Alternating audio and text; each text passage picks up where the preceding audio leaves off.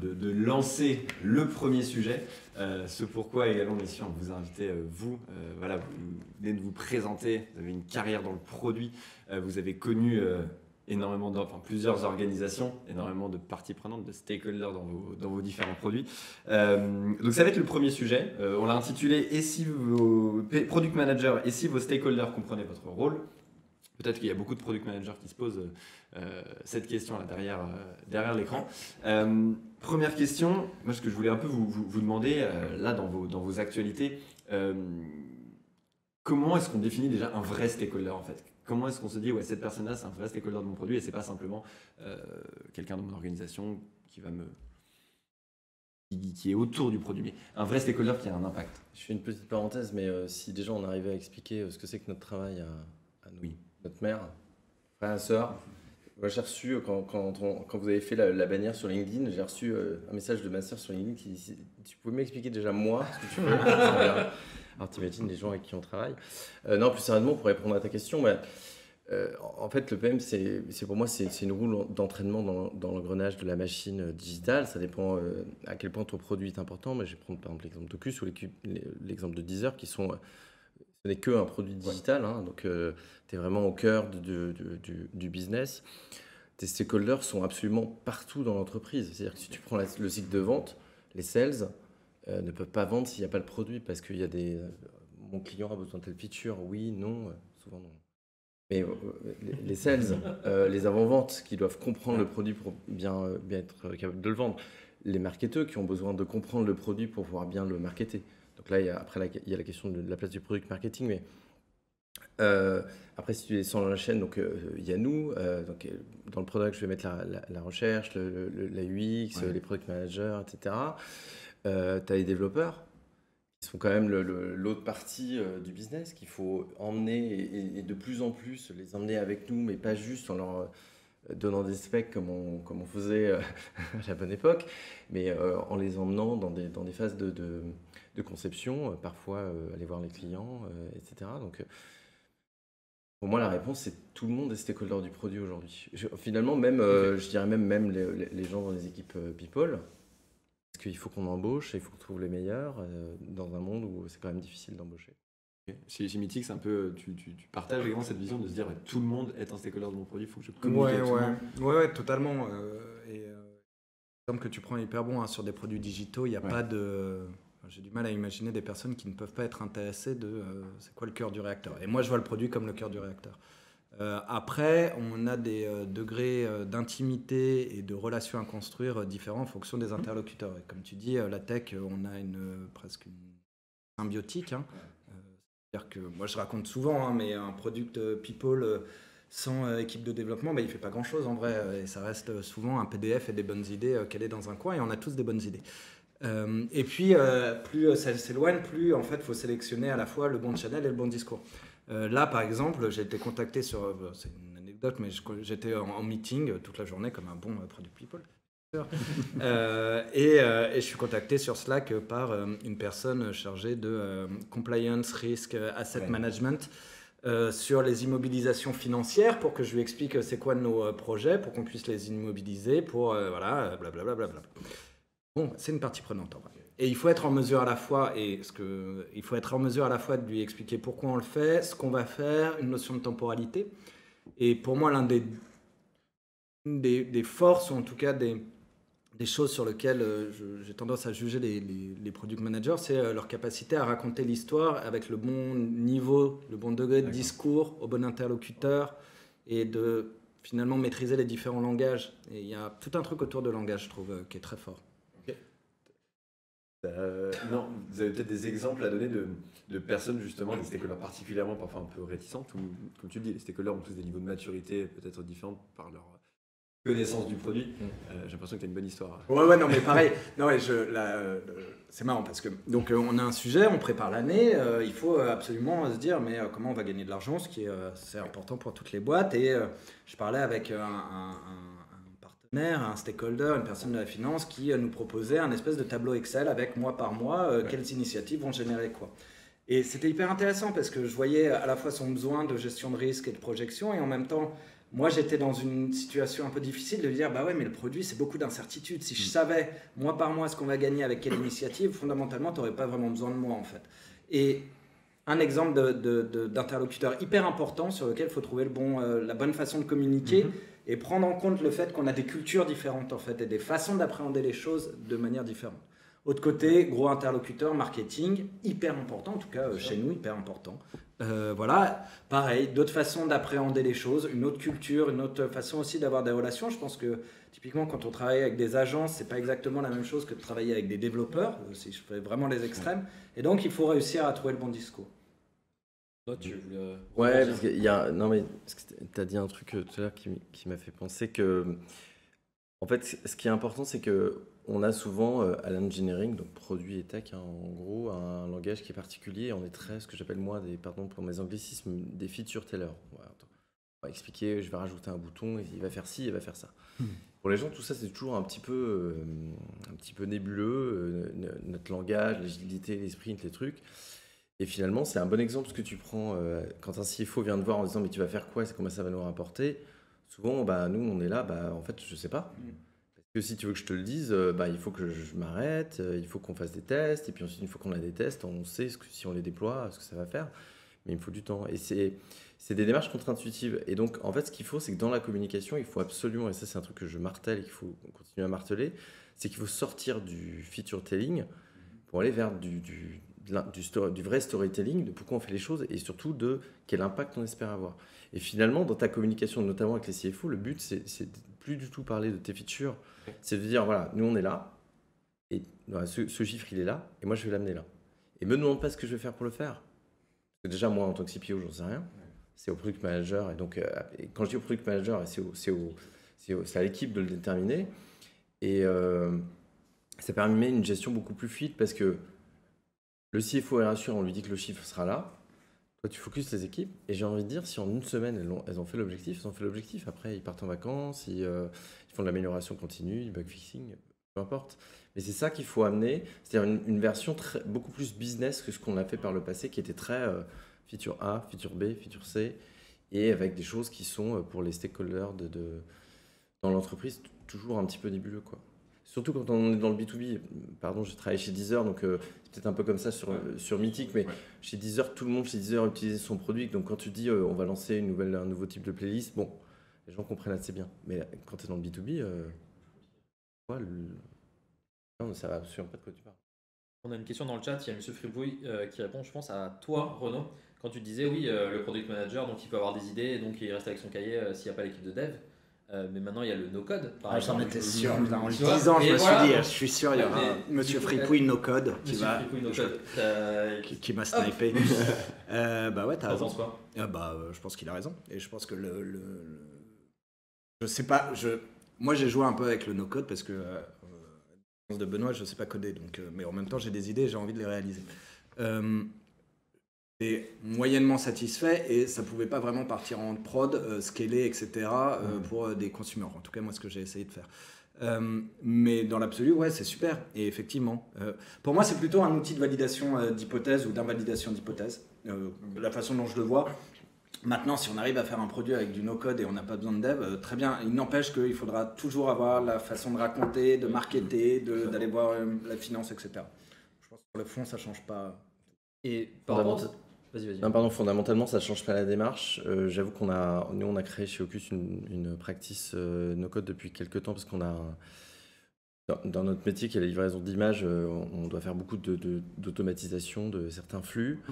Et quand tu as quand tu es déjà équipé en API, il y a je ne vais pas nommer de software, mais il y en a quelques-uns qui sont vraiment très très forts pour venir extraire de la donnée, la traiter, la renvoyer. Et on a des gains de productivité assez énormes et on a des product managers qui sont parfois autonomes sur ces features-là. Faire des applications à destination des consommateurs en pure no-code, c'est possible, mais quand on est à un scale de Mythic ou ce que j'ai fait moi chez Deezer, c'est pas des trucs que tu mets forcément en production, mais c'est des outils de prototypage absolument fantastiques. Il faut quand même se dire qu'on est dans un monde absolument fantastique sur ces trucs-là. Parce que quand on a commencé avec Renault, nous, les maquettes, on les faisait sur PowerPoint. Et je vous laisse imaginer la qualité du truc. On va en parler justement tout à l'heure.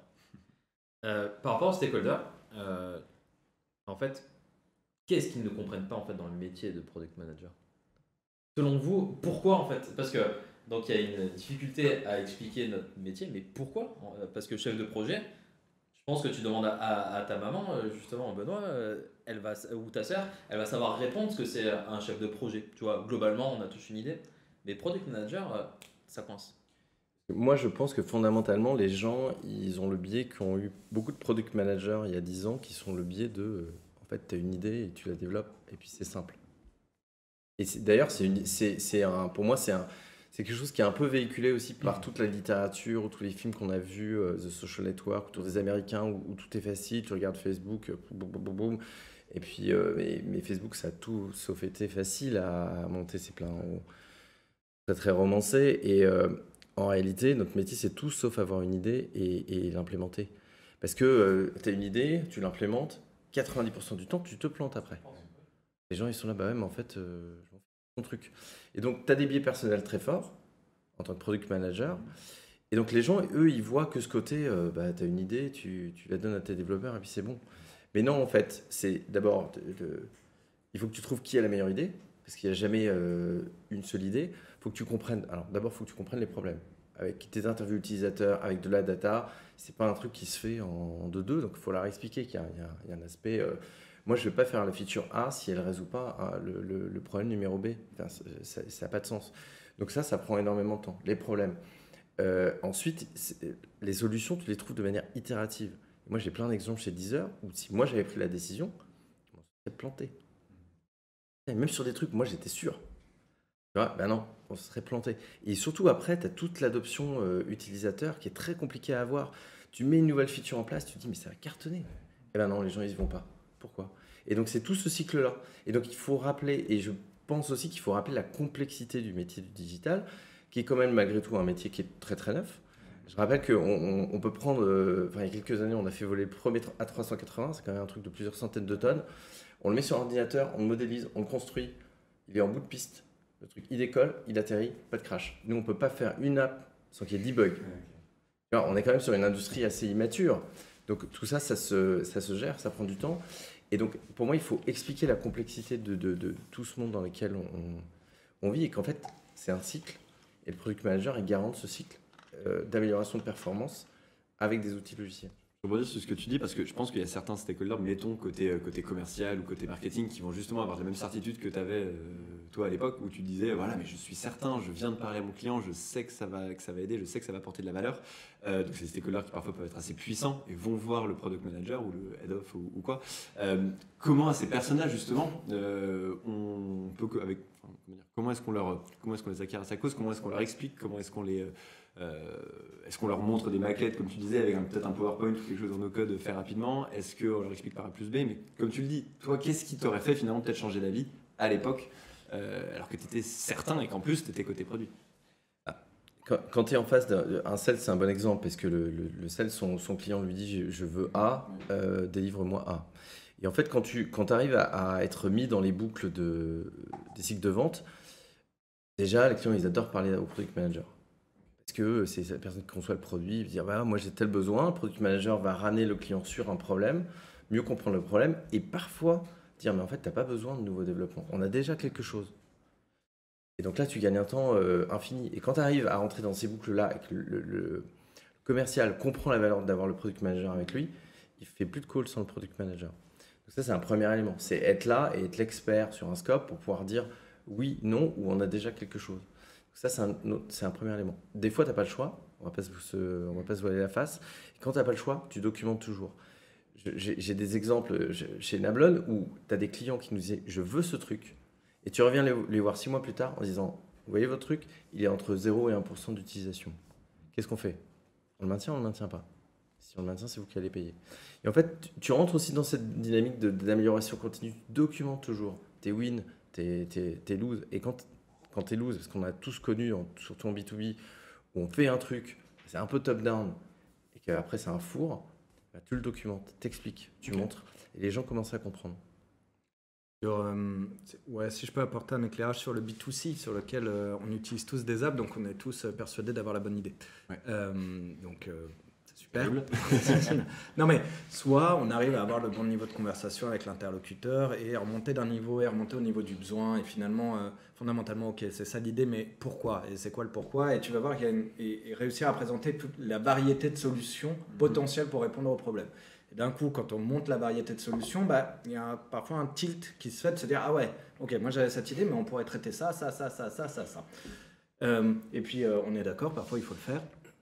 Et la chance qu'on a quand on a une grosse plateforme, et en l'occurrence chez Mythic c'est le cas, on a B-test. Et tant pis on le fait, on prend le temps de le dev, voilà, on dépense de l'énergie là-dessus, on a B-test. Et il y a un truc qui permet de dire oui ou non assez facilement. Et parfois c'est oui et bravo et c'est cool. Et parfois c'est non et on dit bah c'est non. Et voilà, on peut se protéger comme ça. Et juste sur ta question précédente, il y a quand même un... Moi ce métier de product manager, il est quand même un peu étrange. Non mais il n'y a pas de formation, donc il n'y a pas de raison d'avoir une espèce de capacité à le raconter. Il n'y a pas de formation et en fonction des organisations, il est interprété différemment.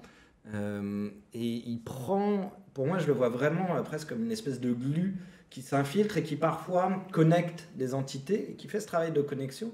Et donc en fonction de l'orga, ça peut être une personne beaucoup plus tech, une personne beaucoup plus data, une personne beaucoup plus revenu, beaucoup plus user-centrique, beaucoup plus chef de projet, delivery. Et voilà, et du coup le fait que chacun le réinterprète et qu'il n'y ait pas d'espèce de cadre normalisé fait que c'est dur à raconter. Ouais. Et alors, ça me fait penser peut-être à une autre manière de voir les choses.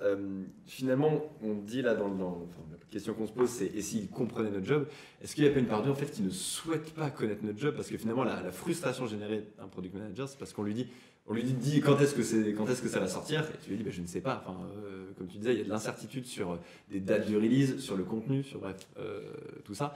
Est-ce que finalement les stakeholders se disent en fait les PO je les aime pas parce que au moins avec un bon projet cycle en V, j'avais la date. Et j'avais mes specs et je savais ce que c'était. Mais en finalement, c'est en retard. Ouais, et on était toujours en retard. Donc, mais un PO aussi est souvent en retard. Il n'y a pas de... Je ne crois pas que ce soit un problème de date, c'est un problème d'empowerment et d'être capable de dire non à ses stakeholders. Et donc c'est vrai qu'il y a des gens qui n'ont pas envie qu'on leur dise non. Ouais. Il y a plein de littérature sur notamment les boîtes B2B qui disent oui trop en vente et qui se retrouvent avec des systèmes digitaux complètement engorgés parce que si un client te dit je veux blanc et l'autre te dit je veux noir et qu'en fait les deux sont pas compatibles, comment tu fais? C'est immaintenable en fait. Et ça c'est des choses qu'il faut vraiment expliquer, expliciter. Parfois je vais te dire non, mais je serai toujours là pour expliquer pourquoi. Je serai toujours là pour comprendre le fond du problème. Et le fond du problème, si on arrive ensemble à le sizer, c'est-à-dire à dire en fait si on le résout, voilà l'impact business qu'on aura, là, dans ces cas-là, on y va. Mais ne m'engage pas avec une solution toute faite, engage-moi avec un problème et surtout, dis-moi, si on arrive à le résoudre ensemble, qu'est-ce qu'on gagne pour l'entreprise? C'est quoi l'impact? Normalement, les collaborations, elles peuvent pas mal se passer quand tu es dans des contextes comme ça. Non, il y a une question. Ouais, on avait une question de Jenny Fleur qui dit par rapport à l'anecdote de Renault, il faut trouver le bon niveau de discours. Je suis d'accord, mais entre deux cultures, exemple projet Excel entre parenthèses et produit, il y a des demandes de stakeholders sur les dates et engagements par exemple. Il faut aussi mettre en place une méthode commune, non?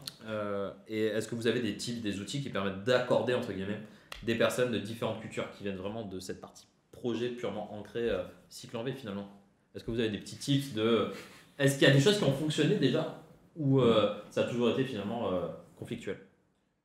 Alors, de mon point de vue, ça c'est des problématiques qui sont très très aussi...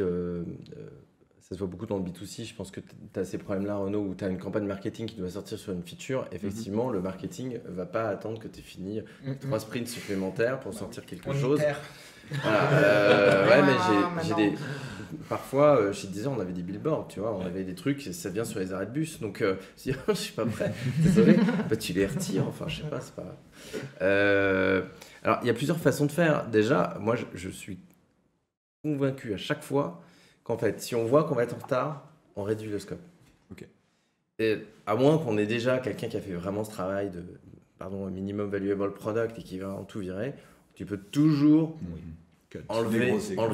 Et donc tu sors plus vite avec moins de choses, c'est moins ambitieux. Et ça, c'est un truc qui est contre-intuitif pour les product managers, super contre-intuitif pour les devs. D'enlever des choses. D'enlever des choses et de se Ah ouais. dire j'ai peut-être fait un truc un peu plus sale ou Ah oui. ah Mais un peu j'ai plus pris des sale. raccourcis, les edge cases, Mais patati. mais ça, est-ce que c'est entendable par les stakeholders? Parce que des fois, on a des stakeholders qui n'entendent pas le « Ah mais non, on va cuter, tu vois, des fonctionnalités. Pour répondre, moi je pense qu'il y a, c'est la question, c'est quoi l'objectif en fait. Et donc il faut discuter sur finalement, faisons cette discussion sur la priorisation des objectifs. Est-ce que ton objectif c'est de délivrer telle feature? Est-ce que c'est d'avoir tel impact? Est-ce qu'il y a une date fixe? Et du coup, s'il y a une date fixe, est-ce que c'est le scope? Est-ce que c'est une expérience qu'on veut vivre? Et déjà se repositionner sur, mais finalement, qu'est-ce qu'on va atteindre et pourquoi? Ça permet de fluidifier. Après, c'est sûr, il y a des gens qui n'ont pas la même culture, et nous, on n'a pas la même culture, et je pense que ça doit être quand même très relou de travailler avec un product owner ou un product manager. Enfin, il faut être aussi conscient que fait chier de dire attends, je teste et j'itère. Bah non, mais pourquoi tu fais pas comme les concurrents, mec? Pourquoi tu te prends la tête? Ah oui, mais il faut que j'en parle à l'équipe. Mais attends, mais pourquoi t'es pas capable de décider? Pourquoi tu dois parler aux développeurs? Ah oui, mais il faut que je parle aux utilisateurs. Non, mais attends, moi, manager, je te dis. Alors oui, je suis pas directement, mais je te dis de faire ça. Donc c'est quand même. C'est relou, quoi. Il faut dire la vérité. Donc Ça te va bien, du coup. Ouais. Moi, je suis bien à ma place, ouais. C'est bien, je peux me taper dessus, quoi. Je voyais Benoît aussi, tu faisais non, une petite moue de la tête. T'es pas d'accord? Enfin, avec ce qu'on a dit ou... Ouais, t'es pas d'accord. Si, non, mais je suis d'accord, mais je pense vraiment qu'on peut toujours trouver une solution et s'aligner. Moi, je pense que le product manager, lui, il doit rester sur une position qui est tout cycle en V. Ouais. Et on fait de l'agilité, et l'agilité, ça prend du temps. Et que donnez-nous le temps de faire les choses correctement. Je préfère qu'on fasse moins de choses, mais mieux de choses. Et ça, c'est un élément qui est important, sur lequel il faut qu'on se batte. Et je suis désolé, mais il faut qu'on se batte. On a des discussions chrono sur la roadmap et comment on fait. Il faut qu'on se batte, puisque dire je vais livrer ce truc à telle date, c'est 80% du temps. Mentir à la personne. Donc, il faut l'expliquer. De dire que on est dans un métier où il y a des incertitudes. Ouais. Et donc, il faut vivre avec ces incertitudes. Cependant, plusieurs tips. Déjà, quand tu as une campagne, tu prends la marge. Ouais, tu fais un soft launch, etc. Tu testes. Et après, quand tu es bon, tu réalises à tout le monde. Donc, tu prends de la marge. Encore une fois, c'est une question de temps. Tu réduis le scope s'il faut.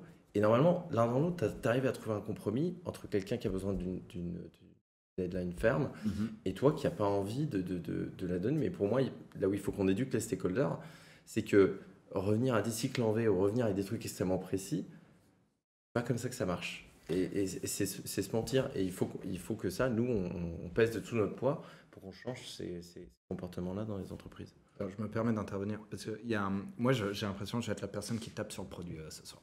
Donc les product managers, c'est relou.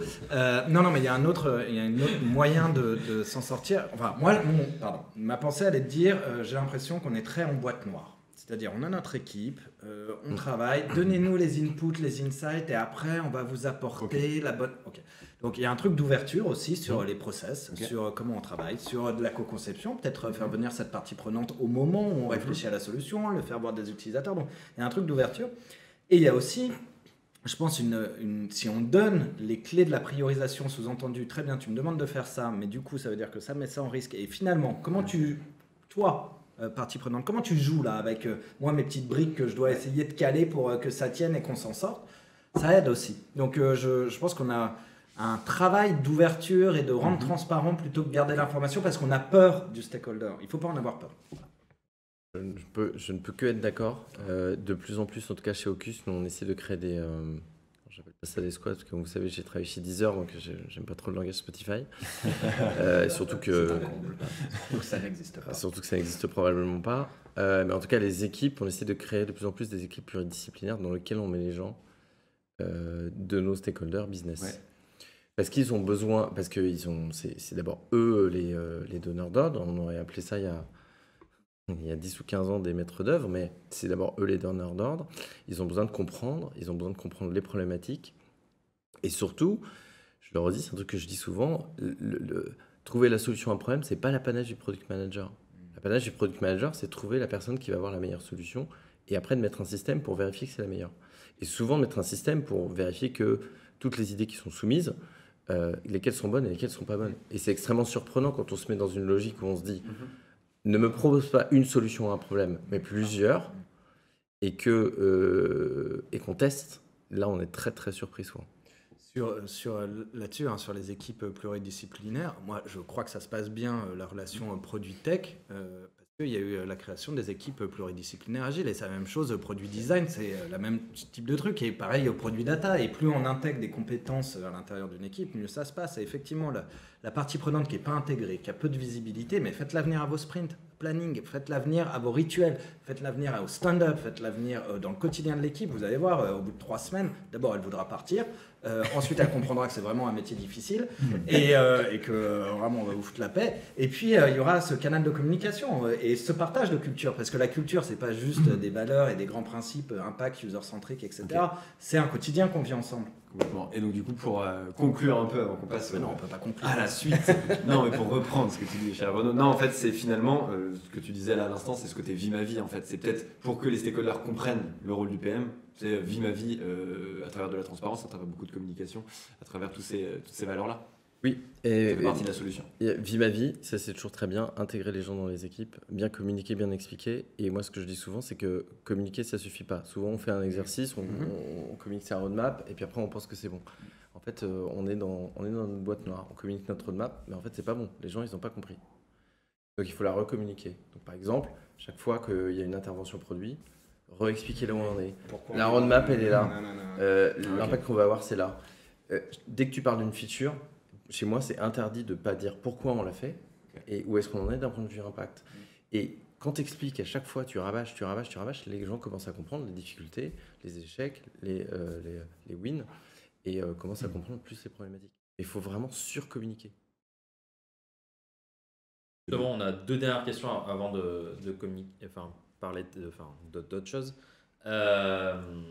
Tu parles justement de surcommuniquer. Donc, mais vous êtes des bons head of CPO. Mais du coup, est-ce que non, mais vraiment, non, mais. Enfin, bon, Renaud, on a travaillé ensemble, du coup, je peux le dire. Sinon, tu ne serais pas sur ce plateau, c'est sûr. Mais du coup, on a le rôle du PM qui est mal compris. Mais est-ce que le rôle de head of, du VP, du CPO, est-ce qu'il lui est aussi bien compris? C'est rôle au-dessus du PM, parce que déjà, rien que le rôle du PM n'est pas compris. Mais head of, CPO, VP, product, ils ont tous quasiment le même nom. Directeur produit, le poste de CPO fait une entrée fracassante dans les COMEX depuis 3-4 ans. Donc c'est quelque chose qui quand même maintenant, toutes les boîtes digitales ont leur CPO. Pour moi, c'est assez... mature, du coup. Toutes les boîtes digitales matures. Franchement, c'est le taux d'adoption du métier de product manager est quand même très très répandu. Des boîtes, il y a quelques boîtes qui communiquent sur le fait qu'ils n'ont pas de product manager ou donc, par définition pas de CPO. Il n'y en a quand même pas beaucoup. Et donc je pense que ça, pour moi, c'est des rôles qui sont quand même de plus en plus bordés. Mais par contre, il y a un élément qui me gêne un peu dans la question, c'est que la communication, c'est pas l'apanage du CPO ou du VP ou même du head of. Hein. C'est du product manager. Des product managers qui doivent eux-mêmes communiquer leur progrès. C'est-à-dire que si toi, tu es le porte-parole d'un système, c'est pas bon en fait. Il faut créer des systèmes décentralisés dans lesquels les équipes s'auto-informent. Et donc, c'est un truc que je prêche beaucoup, mais c'est un métier de storyteller, le product manager. Si tu ne sais pas raconter pourquoi tu fais les choses, tu as un vrai problème de fond. Tu n'arriveras jamais à amener tes équipes tech et tu te prendras toujours des bâches de tes équipes business. Donc, c'est pas à nous de porter ce truc-là. Nous, on est là pour construire les systèmes, mais c'est au product manager. Jamais prendre la parole pour un product manager, c'est à lui ou elle de le faire. C'est vraiment, vraiment important. Et ça, c'est un truc sur lequel c'est un ancien de chez Enablon qui m'avait dit ça. Moi, j'étais très mauvais en public speaking quand j'ai commencé chez Enablon. Il m'a dit, OK, et en anglais. Et il m'a dit, écoute, chaque fois que tu as l'opportunité de parler, fais-le. Et donc, ça fait 11 ans. Maintenant, c'est mieux. Bah, c'est ce que les product managers doivent faire. Dès que tu as l'occasion, dès que tu peux te mettre quelque part et dire quelque chose, alors pas en réunion devant tout le monde, mais par exemple chez Deezer, on avait des breakfasts tous les mardis matins, chez Ocus, on a ce qu'on appelle des ocusmatiques, tous les 15 jours dans lesquels on peut venir parler. Il faut parler, il faut communiquer, il faut parler, il faut raconter pourquoi on fait les choses. réinterpréter la question. Hein. Moi, la façon dont je l'entends aussi, il ne faut pas espérer de la collaboration ou de la compréhension au niveau product manager et other people si au niveau d'au-dessus, c'est pas fait en fait. C'est cascadant la collaboration et il faut pas se mentir. Si tu parles pas à ton père, il n'y a pas de raison qu'en dessous il se parle. Ça, c'est évident. Par contre, dès que ça se parle, d'un coup, le poids de la décision, le poids de la collaboration, elle transforme et elle convainc en fait. Et donc voilà. Donc oui, il y a une responsabilité claire, mais je te rejoins. En vrai, ces produits qui intéressent les gens, c'est mais finalement, vous allez faire quoi et pourquoi vous allez le faire. Et ça, c'est le produit. Justement, pour être, je pense, un bon PM, tu disais, ce sont des bons head of et CPO. La valeur intrinsèque, finalement, ce qu'apporte vraiment un product manager et ce dont il est garant, on parle beaucoup de valeur. Donc ça veut dire bien connaître ses utilisateurs. Il y a justement une start-up nantaise, on en parlait au tout début, qui s'appelle Scribe, qui est partenaire de l'émission. D'ailleurs, si vous souhaitez également être partenaire, n'hésitez pas également à nous contacter, on sera ravis d'échanger avec vous. Donc Scribe, venez le découvrir, on vous envoie une vidéo de suite pour cette rubrique qu'on a intitulée « On a testé pour vous » ce produit qui s'appelle Scribe.